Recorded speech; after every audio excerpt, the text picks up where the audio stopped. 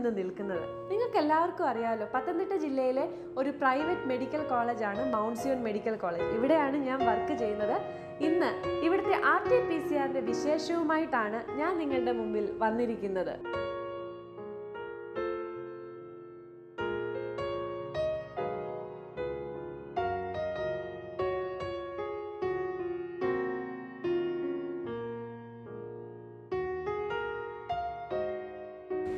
ഇവിടെ നിന്നാണ് നമ്മുടെ മോളിക്കുലർ ഡയഗ്നോസ്റ്റിക് ലബോറട്ടറിയുടെ സ്റ്റാർട്ടിങ്. അപ്പം എല്ലാ PCR ലാബുകളും നമ്മുടെ NABLന്റെയും ICMRന്റെയും ഒക്കെ നിർദ്ദേശപ്രകാരമാണ് അതിനകത്തെ ഓരോ സെറ്റിങ്സും ചെയ്യുന്നത്. എത്ര റൂംസ് വേണമെന്നും അതിന് എത്ര ഏരിയാസ് വേണമെന്നും ഒക്കെ അവരുടെ നിർദ്ദേശപ്രകാരമാണ് നമ്മൾ PCR ലാബുകൾ സെറ്റ് ചെയ്യുന്നത്. അപ്പം നമ്മുടെ ലാബ് എന്ന് പറയുന്നത് NABL അക്രഡിറ്റഡ് ലാബാണ് മോളിക്കുലർ ഡയഗ്നോസ്റ്റിക് ലാബ്. അതുപോലെ തന്നെ ICMR അംഗീകരിച്ച ലാബുമാണ് മൗണ്ട് സിയോൺ മെഡിക്കൽ കോളേജിലെ ഈ മോളിക്കുലർ ഡയഗ്നോസ്റ്റിക് ലാബ്. അപ്പം നമുക്ക് ലാബിന്റെ അകത്തോട്ട് പോവാം.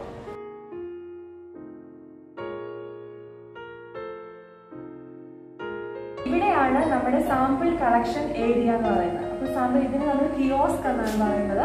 അപ്പം സാമ്പിൾ കളക്ഷൻ എന്ന് പറയുന്നത് RT-PCR ഏറ്റവും ഇമ്പോർട്ടൻ്റ് ആയിട്ടുള്ള ഒരു സ്റ്റെപ്പാണ്. അതായത് നമ്മൾ ഇതിനകത്ത് എടുക്കുന്ന സാമ്പിൾ എന്ന് പറയുന്നത് നേസോഫെറിഞ്ചൽ സ്വാബാണ്. അപ്പം വെറുതെ മൂക്കിനകത്തിട്ട് അങ്ങനല്ല, നേസോഫെറിഞ്ചൽ സ്വാബാണ് എടുക്കുന്നത്. ആ ലാറ്ററൽ ബോൾസ് പോസ്റ്റീരിയർ ബോൾ വരെ റീച്ച് ചെയ്തിട്ട് ഒരു 2 to 2.5 സെന്റിമീറ്റർ ആ സ്വാബ് നമ്മുടെ മൂക്കിനകത്തേക്ക് പോയിട്ടാണ് അത് കംപ്ലീറ്റ് ചെയ്യുന്നത്. ഏകദേശം ഒരു 5 സെക്കൻഡ്സോളം അതിനകത്ത് റൊട്ടേറ്റ് ചെയ്ത് വെയിറ്റ് ചെയ്തിട്ടാണ് നമ്മൾ ഈ സ്വാബ് കളക്ട് ചെയ്യുന്നത്. ഈ സ്വാബ് കളക്ട് ചെയ്തിട്ട് നമ്മൾ ഒരു ട്രാൻസ്പോർട്ട് മീഡിയം VTM അല്ലെങ്കിൽ വൈറൽ ട്രാൻസ്പോർട്ട് മീഡിയത്തിലാണ് നമ്മൾ ഈ സ്വാബ് പ്ലേസ് ചെയ്യുന്നത്. ഈ വൈറൽ ട്രാൻസ്പോർട്ട് മീഡിയം എന്ന് പറയുന്നത് അതിനകത്ത് ബൊവൈൻ സിറം, അമിനോ ആസിഡ്സ്, അങ്ങനെ കുറെ കമ്പോണൻസ് ഉള്ള ഒരു മീഡിയമാണ് ഈ VTM എന്ന് പറയുന്നത്. അതിനകത്ത് ചില ആന്റിബയോട്ടിക്സ് ഉണ്ട്. എന്തിനാന്ന് വെച്ചാൽ നമ്മുടെ നേസോഫെറിങ്സിലൊക്കെ നോർമലി കാണുന്ന ചില ബാക്ടീരിയ ഒക്കെ ഉണ്ട്. അപ്പൊ ആ ബാക്ടീരിയ ഒക്കെ സപ്രസ് ചെയ്യാൻ വേണ്ടിയിട്ടാണ് ആന്റിബയോട്ടിക്സ് അതിനകത്ത് ആഡ് ചെയ്തത്. അത് ഒരു ട്രാൻസ്പോർട്ട് മീഡിയം ആയിട്ട് ആക്ട് ചെയ്യുന്നു. അപ്പം ഇത് കളക്ട് ചെയ്തിട്ട് നമ്മൾ ഇതിനെ 4 ഡിഗ്രി സെൽഷ്യസിലാണ് സൂക്ഷിക്കുന്നത്, അതായത് ചെയ്യുന്നത് വരെ.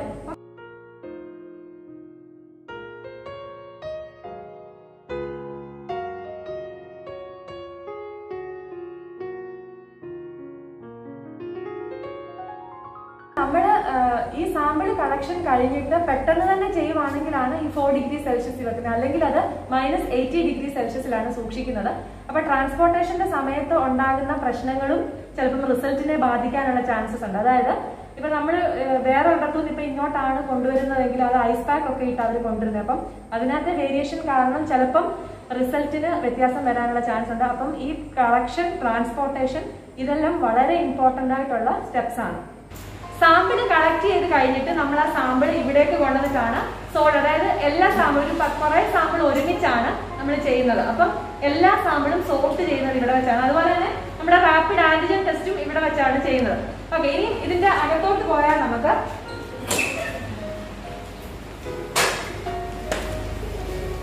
അപ്പം ഇതാണ് നമ്മുടെ ഡോണിംഗ് റൂം. അപ്പൊ നമ്മുടെ ടെക്നീഷ്യൻസ് PCR പ്രോസസ്സിംഗ് സ്റ്റാർട്ട് ചെയ്യാൻ പോവാണ്. അപ്പൊ അതിന് മുമ്പ് അവർ PPE ഇടുന്നത് ഈ ഡ്രോണിംഗ് റൂമിലേക്കാണ്. അപ്പൊ നമുക്ക് PPE ഇടുന്ന സ്റ്റെപ്സ് ഒന്ന് നോക്കാം.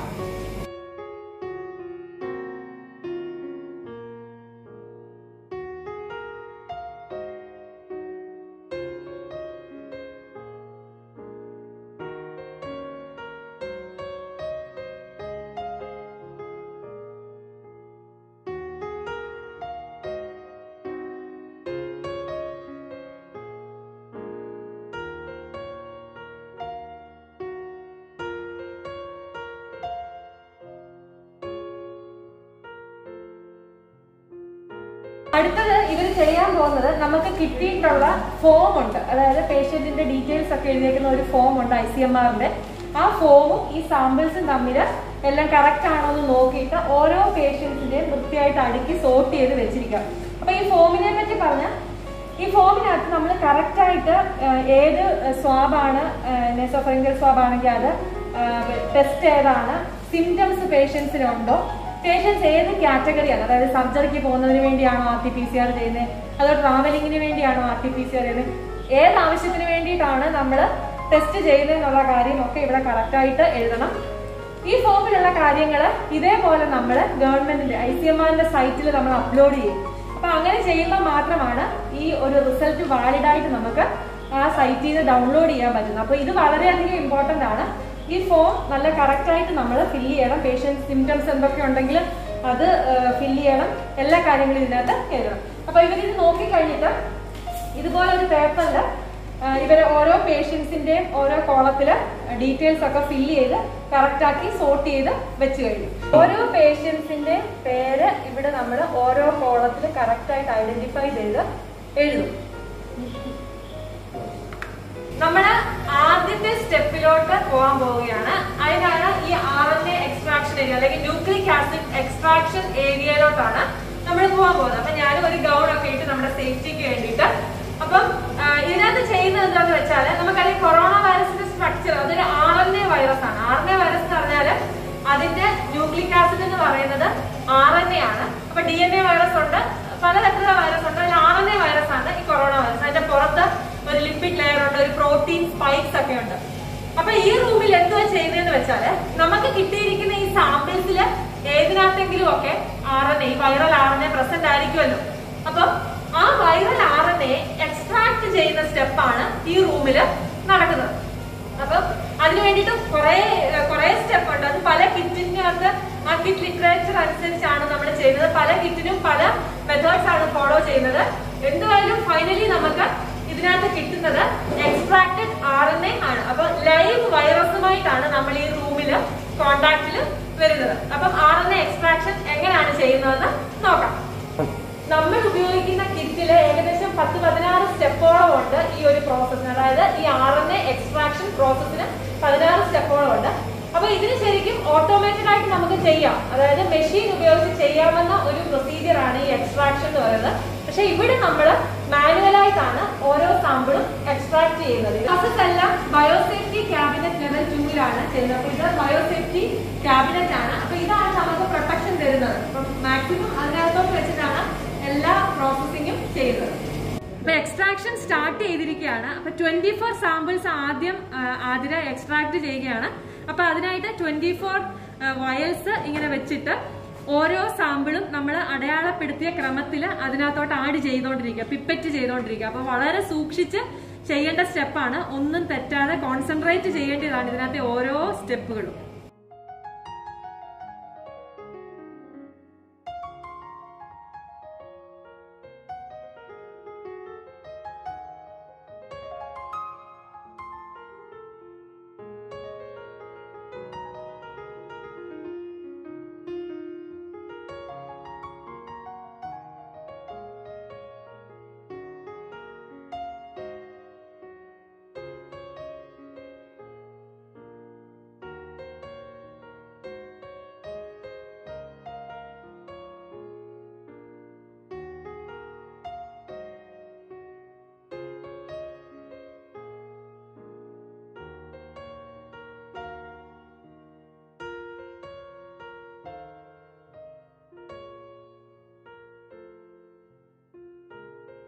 അപ്പൊ സാമ്പിൾ ആഡ് ചെയ്ത് കഴിഞ്ഞിട്ട് നമ്മൾ അതിനകത്തോട്ട് ലൈസിസ്, അതായത് ഞാൻ പറഞ്ഞ ആ ന്യൂക്ലിക് ആസിഡിന്റെ പുറത്ത് പ്രോട്ടീൻ സ്പൈസും ലിപ്പിഡ് മെംബ്രെയിനും ഒക്കെ ഉണ്ട്. ഇതിനെയൊക്കെ ലൈസ് ചെയ്ത് കളയാൻ വേണ്ടിയിട്ട് നമ്മൾ അതിനകത്ത് ലൈസിസ് ബഫർ ഒഴിക്കും. പിന്നെ വാഷ് ചെയ്ത് ലാസ്റ്റില് സെൻട്രിഫ്യൂജ് ചെയ്ത് അതെല്ലാം കഴിഞ്ഞിട്ട് ലാസ്റ്റിൽ സ്പിൻ കോളത്തിലോട്ട് നമ്മളിത് ആഡ് ചെയ്യും. ഇപ്പൊ ഈ സ്പിൻ കോളം എന്ന് പറഞ്ഞ ഒരു സിലിക്ക കോട്ടഡ് സാധനമാണ്. അപ്പം ഇതിനകത്ത് നിന്ന് എക്സ്ട്രാക്ട് ആയ RNA ആ സിലിക്കയിൽ വന്ന് ഇങ്ങനെ ഇരിക്കും. എന്നിട്ട് നമ്മൾ എല്യൂഷൻ ബഫർ ഒഴിച്ചിട്ട് അതിനെ എല്യൂട്ട് ചെയ്താണ് ഇവിടുന്ന് എടുക്കുന്നത്. അങ്ങനെയാണ് നമുക്ക് ഈ RNA എക്സ്ട്രാക്ഷൻ കംപ്ലീറ്റ് ആവുന്നത്. മാസ്റ്റർ മിക്സ് ഏരിയ ആണ്. മാസ്റ്റർ മിക്സ് ഏരിയയില് മാസ്റ്റർ മിക്സ് അല്ലെങ്കിൽ റിയേജൻസ് പ്രിപ്പയർ ചെയ്യുന്ന സ്റ്റെപ്പാണ് ഇവിടെ നടന്നുകൊണ്ടിരിക്കുന്നത്. അപ്പൊ ലൈറ്റ് സെൻസിറ്റീവ് ആയതുകൊണ്ട് തന്നെ അത് ലൈറ്റ് അതിനകത്ത് ഇടാതാണ് ചെയ്യുന്നത്. പക്ഷെ അവിടെ ഇപ്പൊ മാസ്റ്റർ മിക്സ് പ്രിപ്പയർ ചെയ്തുകൊണ്ടിരിക്കുകയാണ്. RNA ആണ് അവിടെ എക്സ്ട്രാക്ട് ചെയ്യുന്നത്. അപ്പം PCR വഴി നമ്മൾ ആംപ്ലിഫൈ ചെയ്യുന്നത് DNA ആണ്. അതായത് DNA ആണ് മില്യൺസ് ഓഫ് കോപ്പീസ് ആക്കി നമ്മൾ PCR മെഷീനിൽ മാറ്റുന്നത്. അപ്പം ഇവിടെ ഇത് പ്രിപ്പയർ ചെയ്യുന്നത് എന്തിനാന്ന് വെച്ചാല് നോർമലി നമുക്കറിയാം DNA to RNA അതിനെയാണ് ട്രാൻസ്ക്രിപ്ഷൻ എന്ന് പറയുന്നത്. RNA to പ്രോട്ടീൻ അതിനെയാണ് ട്രാൻസ്ലേഷൻ എന്ന് പറയുന്നത്. അപ്പൊ ഇവിടെ പക്ഷെ RNA ആണ് ജനറ്റിക് മെറ്റീരിയൽ വൈറസിന്റെ. അപ്പൊ ആ RNA നമ്മൾ DNA ആക്കി മാറ്റുവാണ്. അതായത് റിവേഴ്സ് ട്രാൻസ്ക്രിപ്ഷൻ ആണ് നടക്കുന്നത്. അപ്പം ഈ റിവേഴ്സ് ട്രാൻസ്ക്രിപ്ഷൻ നടക്കാൻ വേണ്ടിയിട്ട് നമ്മളൊരു എൻസൈം യൂസ് ചെയ്യുന്നുണ്ട്. ആ എൻസൈം ആണ് റിവേഴ്സ് ട്രാൻസ്ക്രിപ്റ്റേസ് എൻസൈം. അപ്പൊ ഈ എൻസൈമും കുറെ ന്യൂക്ലിയോടൈഡ്സും എല്ലാം ആണ് ഇവിടെ പ്രിപ്പയർ ചെയ്യുന്നത്. ഈ പ്രിപ്പയർ ചെയ്തതിന് ശേഷം കോംപ്ലിമെന്ററി ആയിട്ടുള്ള ന്യൂക്ലിയോടൈഡ്സ് ബൈൻഡ് ചെയ്ത് DNA പ്രൊഡ്യൂസ് ചെയ്യാൻ വേണ്ടിയിട്ട് നമ്മൾ ആ റിയേജൻസ് പ്രിപ്പയർ ചെയ്തുകൊണ്ടിരിക്കും. ഏകദേശം 7:20 സ്റ്റാർട്ട് ചെയ്ത എക്സ്ട്രാക്ഷൻ ഇപ്പം 9:30 സമയം ഇപ്പോഴാണ് അവസാനിച്ചത്. അപ്പം നമ്മുടെ ഫസ്റ്റ് സെറ്റ് ഓഫ് സാമ്പിൾസിനകത്ത് എക്സ്ട്രാക്റ്റഡ് RNAയുമായിട്ടാണ് നമ്മുടെ ആദ്യം ഇവിടെ നിൽക്കുന്നത്. അപ്പം ഈ എക്സ്ട്രാക്റ്റഡ് RNA ഇപ്പൊ നമ്മള് മാസ്റ്റർ മിക്സ് ആഡ് ചെയ്യാൻ വേണ്ടിയിട്ട് അങ്ങോട്ട് പാസ് ചെയ്യാൻ പോവാം.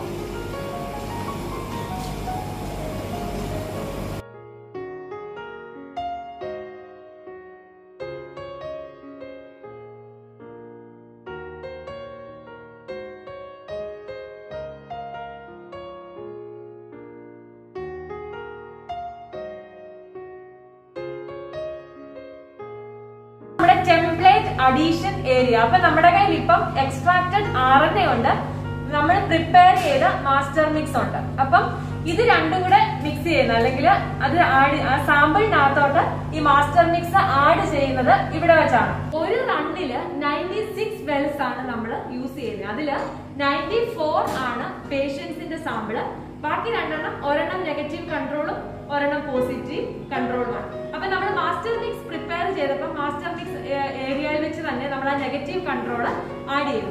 ഇവിടെ വന്നിട്ട് നമ്മൾ എന്താ ചെയ്യുന്നത്, ആ മാസ്റ്റർ മിക്സ് ആഡ് ചെയ്തിരിക്കുന്ന വെല്ലിനകത്ത് കറക്റ്റ് ആയിട്ട് പേഷ്യന്റിന്റെ സാമ്പിള് ഓർഡർ അനുസരിച്ച് നമ്മൾ മൊത്തം ആഡ് ചെയ്യും.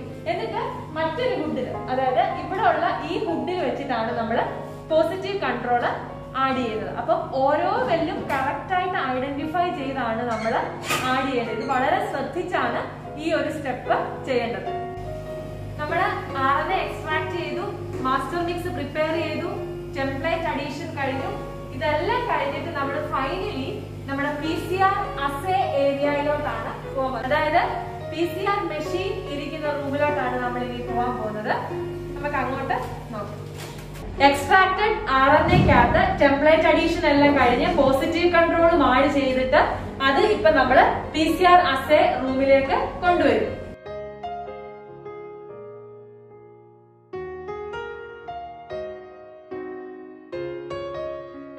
ഇതാണ് നമ്മുടെ Mount Zion medical college use ചെയ്യുന്ന PCR മെഷീൻ. ബയോറാഡിന്റെ മെഷീൻ ആണ്.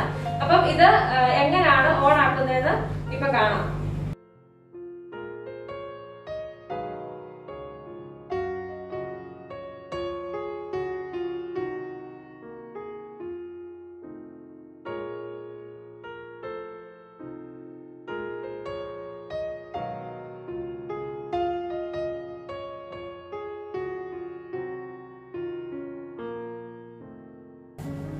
അപ്പൊ നമ്മുടെ സാമ്പിള് ഇതിലേക്ക് ലോഡ് ചെയ്യാൻ പോവാം. മെഷീൻ ഓൺ ആയിട്ടുണ്ട്. അപ്പൊ സാമ്പിൾ ലോഡിങ് ചെയ്യുന്നത് എങ്ങനെയാണെന്ന് നോക്കാം.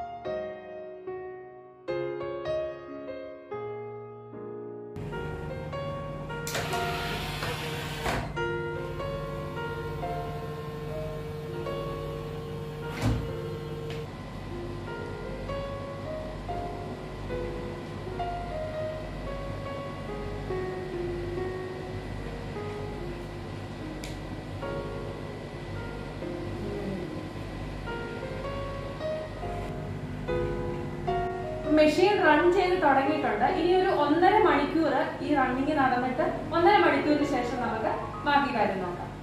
അപ്പൊ നമ്മുടെ റിസൾട്ട് റെഡി ആയിട്ടിരിക്കുകയാണ്. അപ്പൊ നമ്മൾ ഇനി എങ്ങനെ ചെക്ക് ചെയ്യുന്നത് നോക്കാം.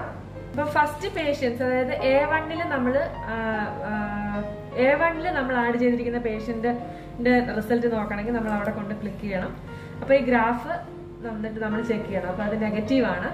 അങ്ങനെ ഓരോന്നും ചെക്ക് ചെയ്യുമ്പോൾ നമുക്ക് ഈ ഗ്രാഫ് നോക്കിയിട്ട് പോസിറ്റീവ് ആണോ നെഗറ്റീവ് ആണോ എന്ന് അറിയാൻ പറ്റും. ഇതാണ് ഇവിടെ പോസിറ്റീവ് ആയിട്ടുള്ളത്. അതായത് CT വാല്യൂ 35 താഴെയുള്ള CT വാല്യൂ എന്ന് പറഞ്ഞാൽ സൈക്കിൾ ത്രെഷോൾഡ് എന്നാണ് അർത്ഥം. അപ്പം CT വാല്യൂ 35 താഴെയാകുമ്പോഴാണ് അതിനെ നമ്മൾ പോസിറ്റീവായിട്ട് കണക്കാക്കുന്നത്. PCR റിപ്പോർട്ട് CT വാല്യൂലാണ് അല്ലെങ്കിൽ സൈക്കിൾ ത്രെഷോൾഡ് വാല്യൂലാണ് നമുക്കത് കിട്ടിയത്. സൈക്കിൾ ത്രെഷോൾഡ് എന്ന് പറയുന്നത് ഈ വൈറൽ ലോഡിന്റെ ഒരു മാർക്കറാണ്. അതായത് CT വാല്യൂ കുറയുമ്പോഴും അത് represent the severity of the disease. അപ്പം ഇപ്പൊ നമ്മുടെ പ്രൊസീജിയേഴ്സ് കംപ്ലീറ്റ് ആയിട്ട് കഴിഞ്ഞു. ഇനി നമ്മൾ എന്താ ചെയ്യുന്നതെന്ന് വെച്ചാൽ ഈ പേഷ്യൻസിന്റെ ഓരോ കാര്യങ്ങളും ഓരോ റിപ്പോർട്ടും നമ്മൾ ICMRന്റെ സൈറ്റിലേക്ക് നമ്മൾ എൻറ്റർ ചെയ്ത് കൊടുക്കും. എൻട്രി ചെയ്ത് കൊടുത്ത് അത് അപ്രൂവ് ചെയ്ത് കഴിഞ്ഞാൽ റിസൾട്ട് പോസിറ്റീവോ നെഗറ്റീവോ അത് റിസൾട്ട് എൻട്രി ചെയ്ത് അപ്രൂവ് ചെയ്ത് കഴിഞ്ഞു കഴിഞ്ഞാൽ പിന്നെ നമുക്ക് ആ സൈറ്റിൽ നിന്ന് എവിടെ ഇരുന്ന് വേണമെങ്കിലും നമ്മൾ എവിടെയാണ് ചെയ്തതെങ്കിലും പിന്നാണെങ്കിൽ ആ സൈറ്റിൽ നിന്ന് നമുക്ക് നമ്മുടെ ടെസ്റ്റ് റിപ്പോർട്ട് ഡൗൺലോഡ് ചെയ്യാനായിട്ട് പറ്റും. പിന്നെ ഇതിന് പ്രത്യേകം QR കോഡ് ഒക്കെ ഉണ്ട്. അപ്പം എയർപോർട്ടിൽ ഒക്കെ ഇന്റർനാഷണൽ ട്രാവലേഴ്സിനൊക്കെ എയർപോർട്ടിൽ ഈ QR കോഡ് വേണം. അപ്പം ഇതാണ് നമ്മുടെ ICMRന്റെ സൈറ്റ്. അപ്പൊ ICMRന്റെ സൈറ്റില് ഹോമില് ലബോറട്ടറിയിൽ നമ്മൾ പേഷ്യന്റ് ഡീറ്റെയിൽസ് ഉണ്ട്. ആ പേഷ്യന്റ് നമ്മൾ ആദ്യം കളക്ട് ചെയ്ത ആ ഫോമിനകത്ത് ഉണ്ടായിരുന്ന ഡീറ്റെയിൽസ് മുഴുവൻ, അതായത് patient name, gender, age, nationality, pin code, state, district, panchayat, അതുപോലെ തന്നെ ഫോൺ നമ്പർ, അഡ്രസ്സ്, ഇത് പാസ്പോർട്ട് നമ്പർ, ആധാർ നമ്പർ, ഇതെല്ലാം നമ്മൾ ഇതിനകത്ത് എൻറ്റർ ചെയ്യും. Okay, next. പിന്നെ സാമ്പിളിന്റെ ഡീറ്റെയിൽസ്, അതുപോലെ കളക്ഷൻ ഡേറ്റ്, കളക്ഷൻ ടൈം, അതുപോലെ റിപ്പീറ്റഡ് ആയിട്ടാണോ നമ്മൾ ഈ ടെസ്റ്റ് ചെയ്തത്, അങ്ങനത്തെ ടെസ്റ്റുകൾ, ഏത് ടൈപ്പ് ടെസ്റ്റാണ്, അതായത് ആന്റിജൻ ആണോ RT-PCR ആണോ, പിന്നെ ഏത് ഹോസ്പിറ്റലിൽ നിന്നാണ് നമ്മളിത് റെഫർ ചെയ്തേക്കുന്നത്, പേഷ്യന്റിന്റെ സ്റ്റാറ്റസ് എന്താണ്, അതായത് സിംറ്റമാറ്റിക് ആണോ ആ മൊത്തം കാര്യങ്ങളും നമ്മൾ ഇതിനകത്ത് എൻറ്റർ ചെയ്യും. എൻറ്റർ ചെയ്യുമ്പോൾ നമുക്കൊരു ID കിട്ടും. അതിനെയാണ് SRF ID എന്ന് പറയുന്നത്. SRF ID ക്രിയേറ്റ് ചെയ്ത് കഴിഞ്ഞിട്ട് നമ്മൾ റിസൾട്ട് ഡീറ്റെയിൽസിലേക്ക് പോകുമ്പോൾ അവിടെ നമുക്ക് നമ്മുടെ SRF ID കൊടുത്താൽ റിസൾട്ട് എൻട്രി എന്നൊരു ഓപ്ഷൻ ഉണ്ട്. അവിടെയാണ് നമ്മൾ ആ പേഷ്യന്റിന്റെ റിസൾട്ട് എൻട്രി ചെയ്ത് കൊടുക്കുന്നത്. അപ്പം സാമ്പിൾ റിസീവ് ചെയ്ത ഡേറ്റ്, സാമ്പിളിന്റെ ID, ഏത് കിറ്റ് യൂസ് ചെയ്താണ് നമ്മൾ ഈ ടെസ്റ്റ് ചെയ്യുന്നത്, അതെല്ലാം ഇതിനകത്ത് ചെയ്യണം. ടെസ്റ്റിന്റെ റിപ്പോർട്ട്, ഫൈനൽ റിസൾട്ട് നെഗറ്റീവ് എന്ന് അടിച്ചു. എന്നിട്ട് അപ്ഡേറ്റ് റിസൾട്ട്. ഫൈനലി ഇനിയും അടുത്ത സ്റ്റെപ്പാണ് അപ്രൂവ് റിസൾട്ട് എന്നൊരു ഓപ്ഷൻ ഉണ്ട്.